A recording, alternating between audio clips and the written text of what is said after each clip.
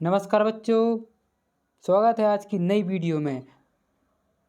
दोस्तों, आशा करता हूँ कि आपका आज अंग्रेजी का पेपर हुआ है और बहुत अच्छा गया होगा, क्योंकि मैंने इसी चैनल पर वो अंग्रेजी का पेपर पूरा आपको बताया था और इसके उत्तर भी लाए थे, आपको उत्तर भी बताए थे, पूरे आंसर्स भी मैंने बताए थे, पूरे डाल दिए थे इसी वीडियो में। उसके बाद एक वीडियो में मैंने आंसर्स बताए थे, एक वीडियो में मैंने प्रश्न बताए थे। तो बच्चों, आज की इस वीडियो में मैं आपको आज विज्ञान जो आपका पेपर 10 तारीख को होने जा रहा है, मतलब आज 9 है, कल 10 है, कल आपका ये पेपर आने वाला है। कल विज्ञान का पेपर आपका है। तो दोस्तों देखिए, आज की इस वीडियो में आपको पूरा पेपर लेके आया हूँ विज्ञान का। पूरे 22 के 22 प्रश्न बताऊंगा और कैसे कैसे प्रश्न आएंगे सभी बताऊंगा, सबका आपको हल बताऊंगा। देखिए, सबसे पहले आपको थोड़ी सी मैं जानकारी दे देता हूँ कि आपको यहाँ पर विद्यार्थी का नाम लिखा है, यहाँ अपना नाम लिख लेना है, यहाँ आपको अनुक्रमांक लिख लेना है, यहाँ आपको पिता का नाम लिख लेना है, यहाँ साला, यहाँ ब्लॉक नेम और जिला का नाम लिख लेना है। उसके बाद बच्चों, सबसे पहले देखते हैं, यहाँ से स्टार्ट होती है चीज़ें। यहाँ प्रश्नों को पढ़कर नीचे दिए गए विकल्पों में से सही विकल्प चुनकर लिखिए। ये लिखा है प्रश्न आ, ये सॉरी, आपको सबसे पहले ये प्रश्न पढ़ना है। जैसे बसा है, ये आपको मिलान दी गई है सही जोड़ी, तो सही जोड़ी मिलानी है कि कौन से विटामिन में कौन सा क्या पाया जाता है ना। ये मिलाना, सूर्य के प्रकाश में विटामिन डी पाया जाता है ना। बसा बसा किस में पाया जाता है? बसा घी और तेल में पाया जाता है। और उसके बाद विटामिन सी किस में पाया जाता है? विटामिन सी आंवला में पाया जाता है। उसके बाद विटामिन डी कहाँ में पाया जाता है? विटामिन ए गाजर में पाया जाता है। इस प्रकार आप देख लीजिए कौन सा सही है। ये आपकी सही जोड़ी है। देखिए, पहले का कौन सा? दूसरा, पहले का दूसरा, ये वाला सही हो जाएगा, है ना। पहले का दूसरा, हाँ, ये दूसरा सी वाला उत्तर आपका सही हो जाएगा। उसके बाद देखिए, दूसरा प्रश्न देखती है। दूसरा प्रश्न पूछा गया है, कौन सा पदार्थ जल में पूर्णतः विलेय है? चाय पत्ती, बालू, चॉक पाउडर या फिर चीनी? कौन सा पदार्थ आपने देखा होगा बिल्कुल पूर्णतः विलेय हो जाता है? चीनी बिल्कुल पूर्णतः विलेय हो जाती है। कोई भी आप पानी वगैरह में विलयन में चीनी सबसे ज़्यादा क्या होती है? विलेय होती है। उसके बाद तीसरा प्रश्न देखिए। तीसरा प्रश्न पूछा गया है, उत्क्रमित किए जाने वाले परिवर्तन का उदाहरण लिखिए। तो आपको उदाहरण बताना है जो कि उत्क्रमित किए जा सकते हैं। जैसे दूध से दही बनाना, ये क्या है? ये उत्क्रमित किया जाने वाला पदार्थ परिवर्तन है क्या? गीले कपड़ों से सूखे कपड़े में, ये कौन सा परिवर्तन है? कली से फूल बनना, ये कौन सा परिवर्तन है? ये बताना है। अनाज से बनाया गया आटा, ये कौन सा परिवर्तन है? आपको बताना है उत्क्रमित परिवर्तन कौन सा था, ठीक है, कौन सा है। उसके बाद देखिए चौथा प्रश्न पूछा गया है, पर्वतीय प्रदेशों के वृक्षों के पत्ते होते हैं चौड़े फलक के, सुई के आकार के, गोल आकार के, कांटेदार। कैसे होते हैं पर्वतीय प्रदेशों के वृक्ष? कैसे होते हैं? आपको पता है, सुई के आकार के होते हैं जो पर्वतीय वृक्ष होते हैं। उसके बाद देखिए पांचवा प्रश्न, हमारे परिवर्ष में होने वाले परिवर्तन जिनके प्रति हम अनुक्रिया करते हैं कहलाते हैं श्वसन, वृद्धि, उत्पीड़न या फिर उत्सर्जन।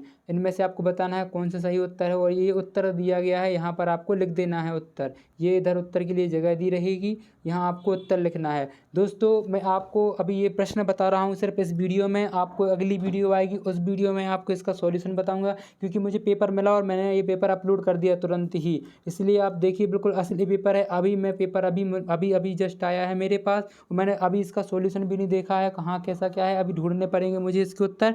तो थोड़ा सा टाइम लगेगा, एक आध घंटे का। 7:30 बजे तक मैं कोशिश करूँगा इसके हल डालने की। तो आप अभी सिर्फ प्रश्न देख लीजिए कैसे क्या प्रश्न आए हैं, और जो जो प्रश्न आपसे बन रहे हैं वह प्रश्न आप अपने लिख लीजिए और आप अभी कर लीजिए उन प्रश्नों को याद, है ना अभी से। और जो प्रश्न नहीं बनेंगे वो आप बाद में देख लीजिएगा, मैं इसी चैनल पर वो वीडियो ले आऊँगा उन उत्तरों की। देखिए, सबसे पहला प्रश्न, छठवां प्रश्न पूछा गया है, सिलाई मशीन में सुई का गति करना निम्न में से किस गति का उदाहरण है? आवर्ती, वृत्ताकार, रेखीय या दोलनी?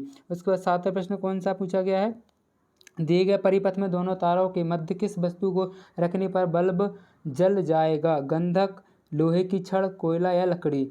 तो अपन को बताना है कि किस वस्तु पर रखने पर बल्ब जल जाएगा। बल्ब कैसे जल जाएगा? गंधक रखने पर, लोहे की छड़ रखने पर यहाँ जल जाएगा बल्ब, कि कोयला रख देंगे तो बल्ब जल जाएगा, कि लकड़ी रखेंगे तो बल्ब जलेगा? क्या रखने पर? आपको पता होगा, लोहे की छड़ रखने पर बल्ब जल जाएगा, कि इसमें गुड कंडक्टर होता है ये इलेक्ट्रिसिटी का। उसके बाद देखिए आठवां प्रश्न, दिए गए चित्र में बूझो एक जलती बुझी हुई जलती मोमबत्ती को दो विभिन्न नालिकाओं चित्र ए और बा दो, एक आ चित्र एक बा चित्र में से ये क्या देख रहे हैं, ये एक सीधी नलिका लिए हुए है और एक कैसी लिए हुए है, एक टेढ़ी नलिका लिए हुए है। तो ये दो बालक दिए गए हैं आपको, ये दोनों एक सीधी एक टेढ़ी नलिका दिए गए हैं। तो आपको बताना है कि किस स्थिति में आँख से मोमबत्ती स्पष्ट रूप से दिखाई देगी। तो आपको पता है इसमें स्पष्ट रूप से दिखाई देगी आपको, है ना। उसके बाद देखिए केवल आ लिख देंगे इसका चित्र में, पहला वाला आंसर आ जाएगा। उसके बाद देखिए नौवां प्रश्न पूछा गया है, दो चुंबकों के समान द्रवों को समीप लाने पर क्या होगा। अगर दो चुंबक हैं तो अपन समान पास पास में लाएंगे तो वो क्या होंगे, चिपक जाएंगी। बस ये लिखना था, उनमें सदैव आकर्षण होगा।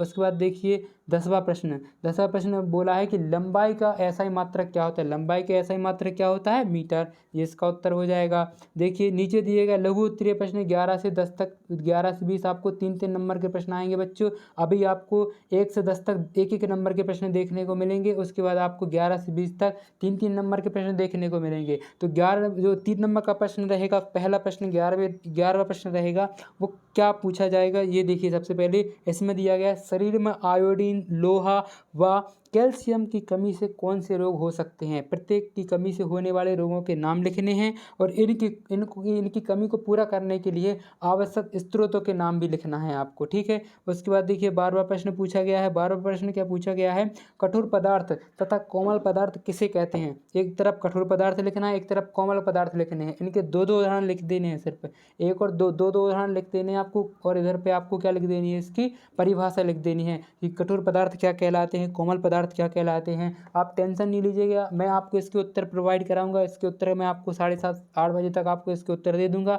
इसी चैनल पर आपको इसके उत्तर मिल जाएंगे, कहीं आपको भटकने की आवश्यकता है नहीं।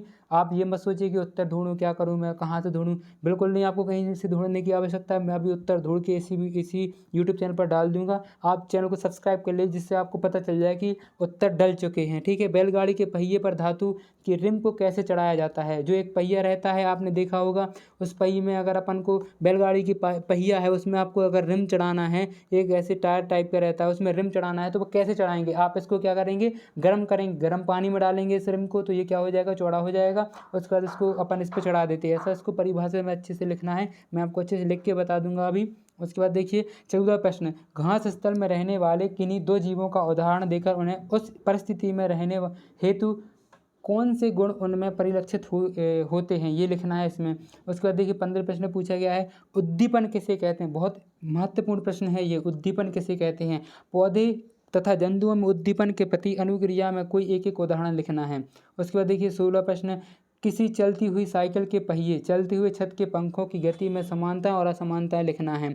उसके बाद देखिए 3 नंबर के प्रश्न है बच्चों ये, प्रकृति के आप कोई परिवर्तन को घटना देखते हैं तो कोई एक क्रियाकलाप स्पष्ट करना है। अगर प्रकृति में कोई परिवर्तन घट रहा है आप देखते हैं तो उस क्रियाकलाप को लिखना। पुस्तक में आपके बहुत सारे क्रियाकलाप दिए गए हैं, आप उनमें से कोई भी एक क्रियाकलाप याद कर लीजिए और वो परीक्षा में लिखाइएगा, है ना। बहुत सारे दिए गए हैं। देखिए 18वां प्रश्न क्या पूछा गया है। 18वां प्रश्न पूछा गया है, विद्युत स्विच होता है ना, तो वो किसे कहते हैं, विद्युत स्विच क्या कहलाता है, ये लिखना है। और स्विच ऑन और ऑफ किस में से किस स्थिति में विद्युत परिपथ पूरा होगा। तो आपको पता है कि जब आप स्विच ऑन करोगे तभी लाइट जलती है, तो स्विच ऑन में क्या होगा, विद्युत का परिपथ पूरा होगा, सीधी सी बात। ये तो बहुत सरल था। 1 नंबर आप अगर आप इतना भी लिख के आ जाओगे कि विद्युत परिपथ में ऑन करने पर इसका पूरा विद्युत परिपथ पूरा होगा, तो आपको 1 नंबर पक्का हो जाएगा। और आपके 2 नंबर रहेंगे विद्युत स्विच किसे कहते हैं, इसकी परिभाषा पर, ठीक है बच्चों। उसके बाद देखिए 9वां प्रश्न, विद्युत परिपथ में विद्युत धारा की दिशा क्या होगी और चित्र द्वारा दर्शाना है। विद्युत परिपथ बनाना है आपको, आपको एक बॉक्स दिया गया है, इसमें आपको विद्युत परिपथ बनाना है और इसमें बताना है कि उसको जो धारा है उसको ऐसे एरो से अपन रिप्रेजेंट करते दर्शाते हैं। तो धारा भी बताना है आपको, किस तरह वो विद्युत धारा किस तरह प्रभावित हो रही है ना, ये भी आपको बताना है। उसके बाद देखिए 20वां प्रश्न पूछा गया है, चुंबकीय पदार्थ तथा अचुंबकीय पदार्थ में उदाहरण देकर अंतर स्पष्ट करना है। ये आपको चुंबकीय पदार्थ और अचुंबकीय पदार्थ दोनों के अंतर बनाने, बढ़िया आप तालिका बनाइए। यहाँ पर चुंबकीय लिखना है, यहाँ पर अचुंबकीय लिखना। मैं आपको इसके उत्तर लाऊंगा पूरे, आपको ये चित्र वगैरह मैं सब आपको बताऊंगा कैसे क्या बनाना है, अच्छे बढ़िया तरीके से आपको बताऊंगा। इसकी टेंशन नहीं लीजिए। इसी चैनल को सब्सक्राइब कर लीजिए, जिससे आपको पता चल जाए कि वीडियो डल चुकी है। अभी मैं 1-1.5 घंटे से डाल दूंगा क्योंकि वो वीडियो। देखिए 21वां प्रश्न, अनुकूलन किसे कहते हैं। मरुस्थल में रहने हेतु ऊंट में कौन कौन सी वस्तुएं पाई जाती हैं। आपको बताना है कि ऊँट में मरुस्थल में ऊँट में कौन कौन सी वस्तुएं पाई और अनुकूलन किसे कहा जाता है। ये 5 नंबर का प्रश्न है, बहुत बड़ा प्रश्न है। देखिए इतनी सारी जगह देखिए दे के रखी इन लोगों ने, आपको ये पूरी जगह भर के आनी है। 5 नंबर आपको तभी मिलेंगे। देखिए इसमें पूछा गया है 22वां प्रश्न क्या पूछा गया है, जूम कर लो मैं थोड़ी सा आपको जैसे स्पष्ट तरीके से दिखाई दे। देखिए ये 22वां प्रश्न पूछा गया है, मोमबत्ती का जलना तथा मोम को गर्म करना दोनों परिवर्तन को स्पष्ट कीजिए। मोमबत्ती जलती है और मोम का गर्म करना, जो मोम होती है वो गर्म होती जाती है, पिघलती जाती है, तो वो क्यों होता है, ये परिवर्तन होते क्यों हैं, आपको ये स्पष्ट करना, पूरा मतलब उसका विवरण लिखना है आपको, कैसे क्या कह रहे होती है, पूरी क्रियाकलाप भी लिख सकते हैं आप में, इसकी आप डेफिनेशन बना सकते हैं, कारण लिख सकते हैं इसमें, आप सब कुछ बताना है आपको। ये 5 नंबर का प्रश्न है, क्योंकि 2 प्रश्न बस आपके 5-5 नंबर के आएंगे, और ये ऊपर के जो 11 से 20 तक के प्रश्न रहेंगे दोस्तों, ये सब 3-3 नंबर के आएंगे। देखिए 3-3 नंबर के प्रश्न थे अपने 20 तक, और उसके बाद 2 प्रश्न बस आपके 5-5 नंबर के आएंगे। ठीक है बच्चों, आप देख लीजिए अभी जो आपसे प्रश्न बन रहे हैं वो आप अभी कर लीजिए, और जो नहीं बन रहे हैं आप वो कमेंट कर दीजिए। मैं आपको अभी 1 घंटे से वीडियो डाल देता हूँ, सॉल्यूशन उसमें पूरा उत्तर बताया जाएगा। आप चैनल को सब्सक्राइब कर लीजिए और वीडियो को लाइक कर दीजिए, जिससे आपको पता चल जाए कि वीडियो मैंने डाल चुके, नहीं तो नोटिफिकेशन नहीं आता, बच्चों को मिल नहीं पाती है वीडियो, इस वजह से वो परेशान होते रहते हैं। थैंक यू बच्चों, धन्यवाद वीडियो देखने के लिए, थैंक यू।